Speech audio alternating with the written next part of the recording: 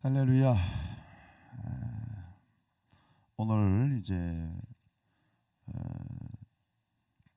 8시 반에 이제 장례식장에서 8인 예배가 진행이 되고요. 교회에서는 아침이라 좀 일찍 출발해야 될 것 같아요. 그래서 7시 15분쯤 출발을 그렇게 하도록 하겠습니다.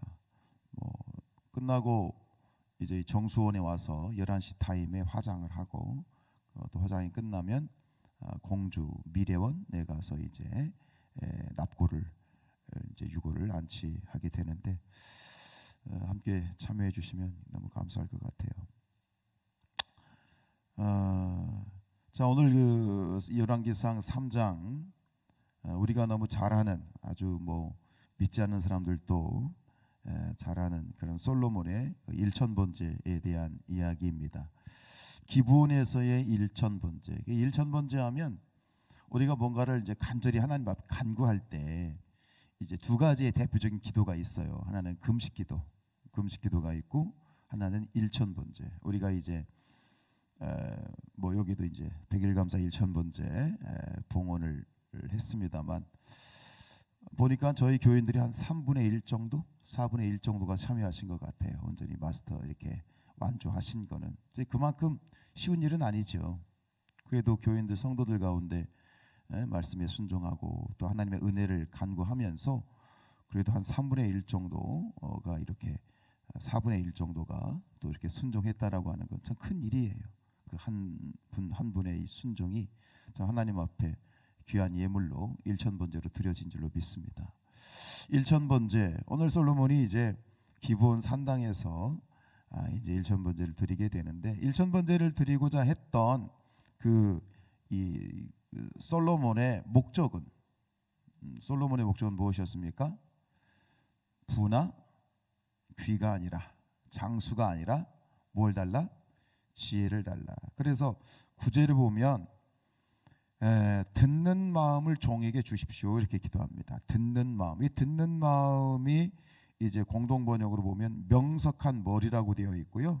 결국 명석한 머리, 지혜를 통해서 명석한 머리를 통해서 재판을 잘 할 수 있도록 분별력을 달라고 하는 것은 결국은 지혜, 분별의 지혜를 달라라고 했고 또 하나님께서도 그에 응답하실 때 내게 지혜롭고 총명한 마음을 준다 이렇게 말씀하셨죠. 지혜. 그런데 저는 오늘 이 말씀을 이렇게 읽으면서 그리고 이제 그 하나님이 지혜를 주셨고 그리고 그 지혜를 주신 그가 지혜로운 솔로몬으로서의 위상을 나타내는 이야기가 뒤에 바로 등장하잖아요. 그죠? 이제 두 창녀의 아이 사건 이거 너무 유명하지 않습니까? 솔로몬의 지혜 이러면서 많이 등장을 하게 되는데 저는 이 말씀을 이렇게 읽을 때 전에도 그런 제 간증이긴 합니다만 이 5절 말씀이 너무 이게 마음에 간절히 사모가 돼요. 5절에 이렇게 이제 기브온 산당에서 이제 1000번제를 드렸을 때 하나님이 솔로몬에게 이제 꿈에 현몽하셔서 솔로몬에게 이제 말씀하시죠. 이렇게 질문하십니다. 5절에 보면 기브온에서 밤에 여호와께서 솔로몬의 꿈에 나타나시나 하나님의 질문이 이렇습니다. 하나님이 이르시되 내가 네게 무엇을 줄꼬 너는 구하라. 이 하나님의 질문, 하나님이 나타나셔서 야 뭐 원하니? 내가 뭐 줄까? 이렇게 말씀하시는 이 하나님의 이 질문, 하나님의 이 임재, 하나님의 현몽, 이것이 우리 성사 안의 모든 가족들에게 이런 하나님의 현몽이 있어지길 축복합니다.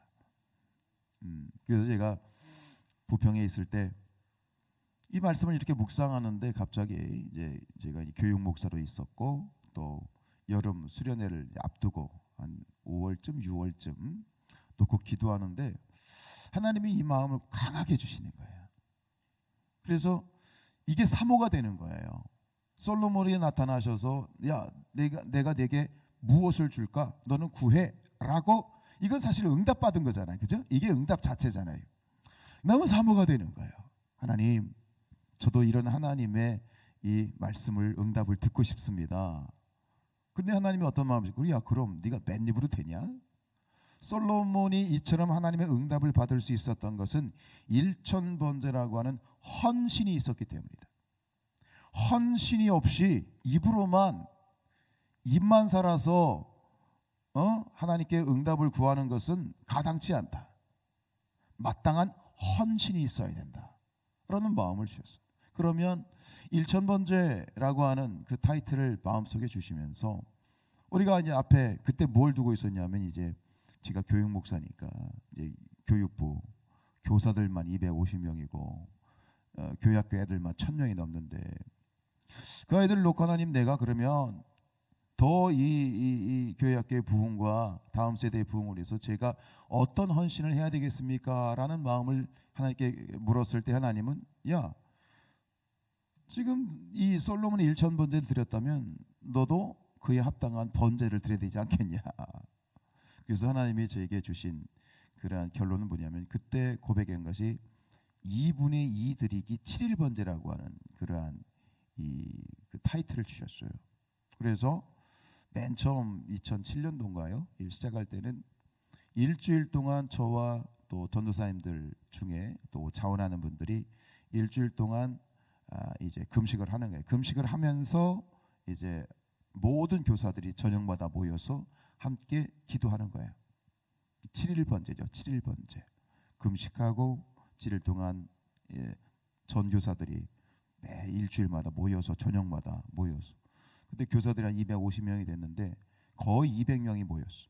매 일주일 동안 모여가지고 하나님 앞에 정말 뜨겁게 기도하고, 저도 금식하며 또 말씀 전하고.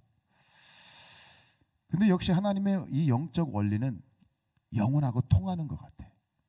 하나님의 마음에 합당했을 때 오늘 이 솔로몬에게 지혜를 허락하신 것처럼 결국 하나님께 드려지는 일천번제, 또 그와 동일하게 하나님이 받으시는 그 헌신을 하나님이 받으시면 하나님이 역사하시죠.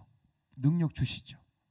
근데 그 해부터 이제 매년마다 이제 그 이 7일 번제 금식하면서 뭐 전주에 금식하고, 혹은 그 너무 금식하면서 집회하는 게 힘들어서 전주에 오산이 금식기도원에 가서 전 사람들하고 같이 일주일 금식하고 와서 이제 이 집회를 인도하고, 그러면서 그때부터 이 하나님의 그 전에도 은혜를 주셨지만 더 강력한 은혜가 이 학생들에게 임하는 거야.